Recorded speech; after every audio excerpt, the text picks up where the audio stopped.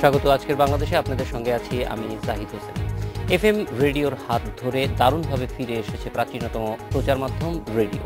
মুঠোফোন সেটে নয়তো অনলাইনে আজকাল সহজেই মিলছে বেতারের ঘাট। বিনোদনের পাশাপাশি তৃণমূলের তথ্যের সেবা পৌঁছে দিতে কাজ করছে কমিউনিটি রেডিও।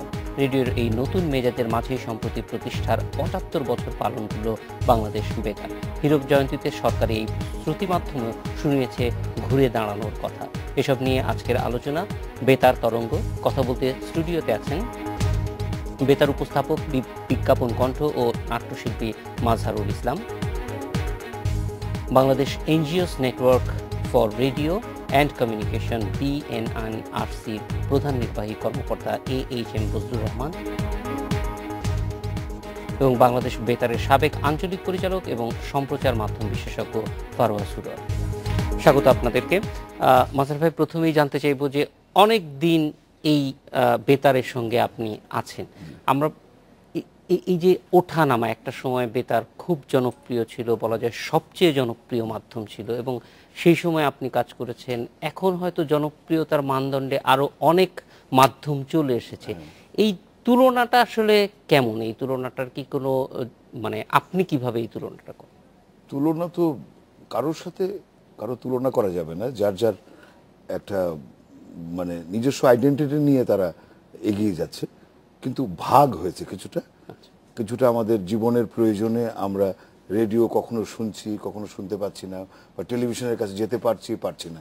এই যে ব্যাপারগুলো, এগুলো তো একটা ভাগের ব্যাপার হয়ে গেছে। আর ট্রান্সমিশনের যে শ্রোতা দর্শকদেরকে যে টানার যে ব্যাপারটা, সেখানে কিন্তু এক একজন এক এক রকম ভাবে টানছেন।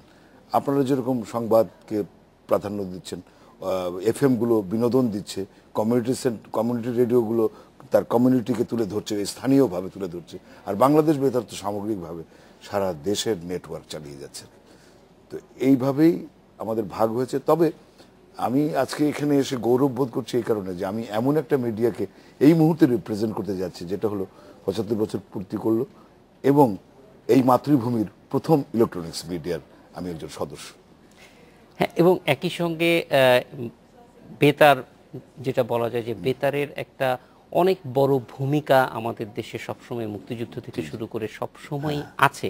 কিন্তু আমরা মাঝে মাঝে একটু দুঃখবোধ করি, যেন ওই যে যেটা বললাম যে তুলনায় বেতার যেন পিছিয়ে পড়ছে। তার যেখানে লক্ষ্য ছিল, যেখানে আমরা বেতারকে দেখতে চেয়েছিলাম, সেই জায়গাটিতে যেতে পারিনি বলে আমাদের মনে হয়েছে। কিন্তু সেইখানকার ভেতরে থেকে আপনার কি মনে হয়? ব্যাপার হচ্ছে যে কতগুলো ক্ষেত্রে যে আমাদের মাধ্যমটা হলো শব্দ, হ্যাঁ, এবং আপনারা দেখা এবং শব্দ, আপনারা কিন্তু একটু এগিয়ে, ভিডিওটা কিন্তু এগিয়ে আছে এবং ঠিক রঙিনভাবে পরিবেশিত হচ্ছে। হ্যাঁ, তো সেই রঙিন আগ্রহটা, যেখানে একটু কষ্ট করে হলেও একজন একটা টিভি সেট কিনবে, কিন্তু একটা রেডিওতে এখন হচ্ছে কি যে রেডিওর প্রতি আগ্রহ একটু হলেও কমেছে। কিন্তু এখন এফএম আসার ফলে আমাদের কিন্তু আবার সেই রেডিওটা আবার শ্রোতার আমরা পাচ্ছি, এবং পরিচ্ছন্ন শব্দ, ডিজিটালাইজ যেটা হয়েছে আর কি শব্দগুলো, তাতে করে কিন্তু আমরা এগিয়ে যাচ্ছি আস্তে আস্তে। এবং ডিজিটাল এফএম রেডিওগুলো অবশ্য বিনোদনমুখী এবং তারুণ্যের প্রতীক হয়ে আছে আর কি। সেখানে যদি আস্তে আস্তে আমরা যদি জাতীয়ভাবে জাতীয় সমস্যা, জাতীয় সব ব্যাপারগুলো, ইস্যুগুলো নিয়ে আমরা যদি ভাগ ভাগ করে, বাংলাদেশ বেতারে যতগুলো কন্টেন্ট আছে অতগুলো কন্টেন্ট কিন্তু এফএমে নেই। হ্যাঁ, তো কাজে সেই সবভাবে যদি আমরা পুরো সারা দেশব্যাপী নেটওয়ার্কে চালিয়ে যাই, তাহলে কিন্তু আমরা এগিয়ে থাকবো। বদরু ভাই, আপনার কাছে আসবো যে আপনি বেতারেরই ভিন্ন একটি মাধ্যম নিয়ে কাজ করেন, কমিউনিটি রেডিও, এবং বলা যায় যে আপনার প্রচেষ্টায় কমিউনিটি রেডিও ধারণা থেকে শুরু করে এখন একটা বাস্তবতায় চলে এসেছে। কমিউনিটি রেডিও বাংলাদেশে আমাদেরকে যদি একটু ধারণা দেন যে এই মুহূর্তে কি অবস্থায় আছে এবং সেটা আসলে কমিউনিটিকে কতটুকু সার্ভিস দিতে পারছে। আপনাকে ধন্যবাদ। প্রথমেই বাংলাদেশ বেতারের ৭৫ বছর যে পূর্তি অনুষ্ঠিত হচ্ছে, সেজন্য আমরা আন্তরিক অভিনন্দন জানাই বাংলাদেশ বেতারকে। আপনি জানেন যে বাংলাদেশের যে বেতার ব্যবস্থাপনা, এটা একটা পূর্ণাঙ্গতা পেয়েছে ৩টি ধাপের জন্যে। আমরা যদি বলি যে বাংলাদেশ বেতার এবং বাণিজ্যিক এফএমগুলো এবং কমিউনিটি, আমরা যে বেতার বলি বা কমিউনিটি এফএমগুলো বলি, এই ৩ স্তর ব্যবস্থাপনার ফলে বাংলাদেশে কিন্তু বেতারের একটা পূর্ণাঙ্গ রূপ এখন এসছে। আপনি যে প্রশ্ন যেটা করেছেন, মূলত আমরা খুব সৌভাগ্যবান যে এই দশকে এসে বাংলাদেশে কমিউনিটি বেতারের আবির্ভাব হয়েছে এবং সরকার কমিউনিটি বেতার পলিসি 2008 এবং কমিউনিটি রেডিও বা কমিউনিটি বেতার স্ট্র্যাটেজি 2012 ঘোষণা করেছেন। ফলে এই সেক্টরের মান উন্নয়নের জন্য আমরা সরকারের একটা অনুকূল আপনি বলতে পারেন যে পরিবেশ আমরা পেয়েছি, যার ফলে সরকার এখন সারা দেশে 32টি কমিউনিটি রেডিও পরিচালনা করবার জন্য লাইসেন্স প্রদান করেছেন এবং এই লাইসেন্সের অনুবলে এখন 14টি কমিউনিটি রেডিও বর্তমানে সারা দেশে কাজ করছে। আমরা আশা করছি যে বাকি 18টি কমিউনিটি রেডিও এই বছরের জুনের মধ্যে অন এয়ারে চলে আসবে। আপনি অগ্রগতির কথা জানতে চেয়েছেন। এই কমিউনিটি রেডিওগুলো এখন দৈনিক 120 ঘন্টার অনুষ্ঠান তৈরি করে এবং সম্প্রচার করে এবং এই অনুষ্ঠানগুলোর সাথে 1000-এর মতো যুব নারী এবং যুবকরা কাজ করছেন। এদেরকে আমরা রুরাল ব্রডকাস্টার্স বলে থাকি অথবা গ্রামীণ সম্প্রচারকারী বলে থাকি। এখন এই কমিউনিটি রেডিওর জিওগ্রাফিক্যাল কাভারেজের মধ্যে 13টি জেলা এবং প্রায় 67টির মতো উপজেলা রয়েছে এবং আমরা বলছি যে নিড অ্যাসেসমেন্ট মোতাবেক প্রায় 46 লাখ জনগোষ্ঠী এই কমিউনিটি রেডিওর জিওগ্রাফিক্যাল এরিয়ার মধ্যে বসবাস করছে। বজলুল ভাই, আমি অবশ্যই জানতে চাইবো যে কন্টেন্টগুলি কেমন হচ্ছে, সেইটা এই 46 লক্ষ মানুষকে কতটা আকৃষ্ট করতে পারছে, এই বিষয়গুলি আমি একটু পরে আপনার কাছ থেকে বিস্তারিত জানতে চাইবো। প্রশ্নটা আগে ফাঁস করে দিলাম, ফারোয়া ভাইয়ের কাছে যাচ্ছি। ফারোয়া ভাই, এই অনেক দিন যাবৎ আপনি শ্রুতি মাধ্যমকে লক্ষ্য করছেন, আমাদেরকে প্রথমে যদি বলেন যে বাংলাদেশে এই মাধ্যমটার অবস্থান, মানে সারা বিশ্বের পার্সপেক্টিভে এই মাধ্যমটা জনগণের কাছে অবস্থানটা কেমন এবং সেটা কতটুকু বলা যায় যে যেখানে থাকার দরকার ছিল বা যেখানে থাকতে পারতো সেইখানে থাকার ক্ষেত্রে কোন জায়গাটায় আছে? ধন্যবাদ জাহিদ শুরুতে আমাকে এখানে ডাকার জন্য। আসলে বাংলাদেশ বেতারে আমার দীর্ঘদিনের কাজের অভিজ্ঞতা। প্রাইভেট এফএম রেডিও যখন শুরু হয় ইনিশিয়ালি, তখন আমরাও বাংলাদেশ বেতার এফএম প্রচার করতাম, সেটার এক্সপেরিয়েন্স। পরে বজলু ভাইয়ের সঙ্গে আমি কমিউনিটি রেডিও সেক্টরেও কাজ করার সুযোগ পেয়েছি। আমার কাছে মনে হয়েছে যে বজলু ভাই যেটা বললেন যে বেতারের যে একটা পূর্ণাঙ্গতার বিষয় ছিল, যে বেতার জাতীয় পর্যায়ে থাকবে, বেতার বাণিজ্যিক পর্যায়ে থাকবে এবং বেতার কমিউনিটি পর্যায়ে থাকবে, এই তিনটে জিনিস তো এসছে। এখন এর মধ্যে একটা ব্যালেন্সের ব্যাপার, প্রপার ব্যালেন্স দিয়েই কিন্তু আমরা আগাবো।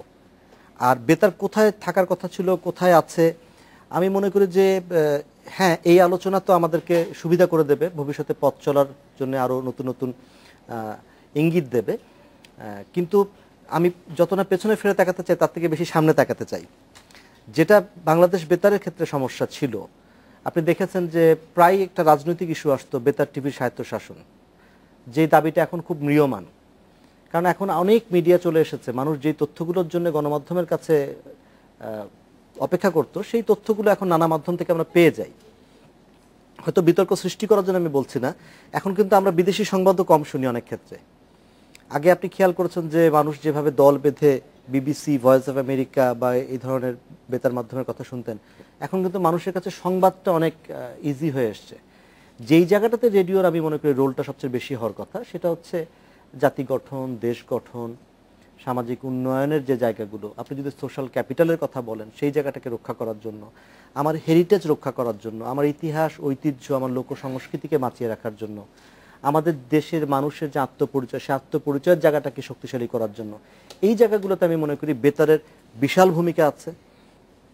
আপনি আপনার একটা চ্যানেলে 24 ঘন্টার বেশি অনুষ্ঠান প্রচার করতে পারবেন না, কিন্তু বাংলাদেশ বেতার 300 ঘন্টার উপর অনুষ্ঠান প্রচার করে, তার এফএম, তার শর্ট ওয়েভ, তার মিডিয়াম ওয়েভ ব্যবহার করে।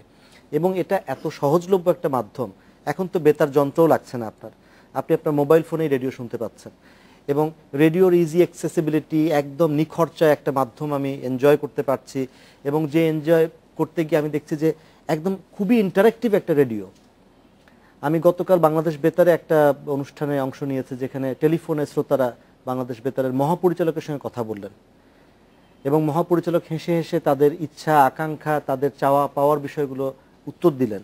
তো আমার মনে হয় এই ট্রেন্ড যদি বজায় রাখে এবং বাংলাদেশ বেতার ৭৫ বছরকে ঘিরে যে ধাক্কাটা দিয়েছে, এই ধাক্কাটা এটা মানে একটা এই একদিনের শো না হয়ে, হ্যাঁ, এটা যদি আগাতে থাকে এবং আপনাদের মতন অন্যান্য মিডিয়া যদি তাদেরকে পুশ করতে থাকে যে 75 ইয়ার্সে আপনারা এই প্রতিশ্রুতি দিয়েছিলেন, হ্যাঁ, একটা সোশ্যাল অডিট নিয়মিতভাবে তাদেরকে চাপ দেয়া, আমার মনে হয় বেতার এগিয়ে যাবে।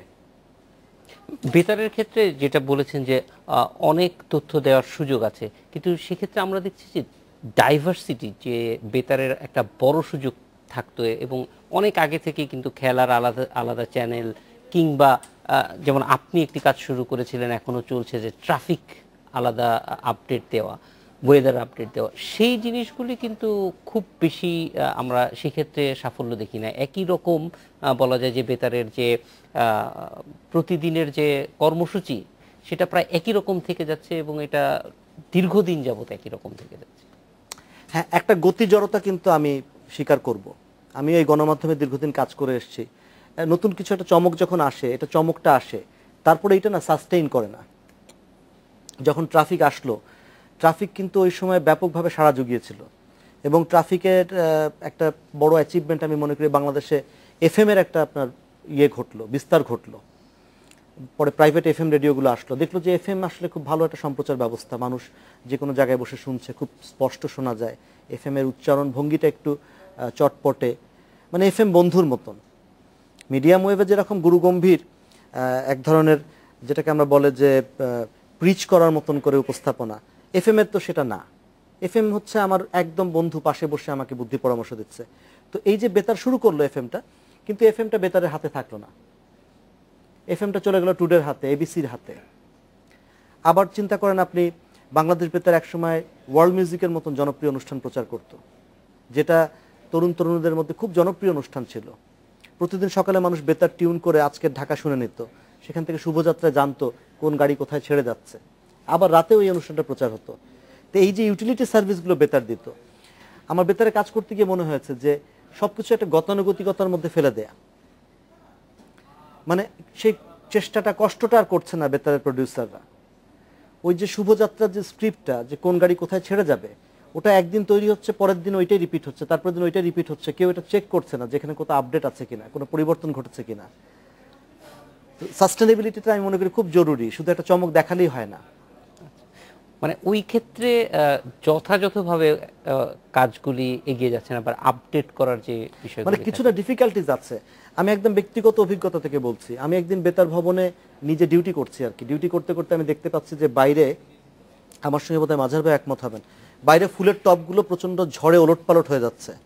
আমি আবহাওয়া অফিসকে বারবার জানতে চাচ্ছি যে আবহাওয়ার বিজ্ঞপ্তি কি, এবং আবহাওয়া অফিস আমাকে বারবার বলছে যে আজকে ঝোড়ো হাওয়া সহ বৃষ্টি হতে পারে। আমি বললাম ভাই হচ্ছে তো, হতে পারে, হচ্ছে তো, তখনও তারা হতে পারে। আমি বললাম জানলা দিয়ে বাইরে তাকান, আমি দেখতে পাচ্ছি। তা আসলে হয় কি, ডিপেন্ডেন্সি তৈরি হয়। বেতার যে সমস্ত মাধ্যম থেকে সংবাদ সংগ্রহ করে, তাদের যে দীর্ঘসূত্রিতা, তাদের যে আমলাতান্ত্রিকতা, সেটাও কিন্তু বেতারকে মেনে নিতে হয়।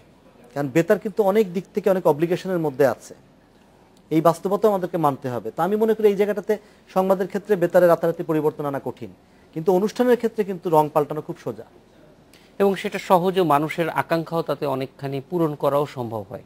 আমরা জানি যে এই যে যেটা বললেন যে সংবাদের ক্ষেত্রে, ঠিক আছে, সংবাদ ছাড়াও যে বেতারকে মানুষের কাছে পৌঁছে দেয়া সম্ভব, এবং ৭৫ বছরের অভিজ্ঞতা দিয়েও যে তরুণের কাছে যাওয়া সম্ভব, সেটা কিন্তু অন্যান্যরা যাচ্ছে। আজকে আমরা বিবিসির পুরো রং পরিবর্তন করে ফেলছে। এখন বিবিসি একটা পুরনো মাধ্যম, কিন্তু তাদেরকে কিন্তু আগের সেই স্টাইলটা আর নাই, অনেক পরিবর্তন। কিন্তু রেডিওতে আপনি এখনো দেখবেন যে সেই আগের একটা আমি বলি যে তাদের যেই ভাষা, সেই ভাষায় এখন আর লোকে খুব একটা কথা বলে না, ফলে ওই পরিবর্তনগুলি আমরা খুব একটা দেখতে পাই না। মানে মাজার ভাই, আপনি আমার সঙ্গে একমত হবেন যে রেডিও রাগ হয়, রেডিও মন খারাপ করে, রেডিও বিষাদগ্রস্ত হয়, রেডিও কাঁদে, কিন্তু রেডিও কিন্তু ইদানিং আর হাসে না। মানে বেতার অনুষ্ঠানের ক্ষেত্রে কমিটি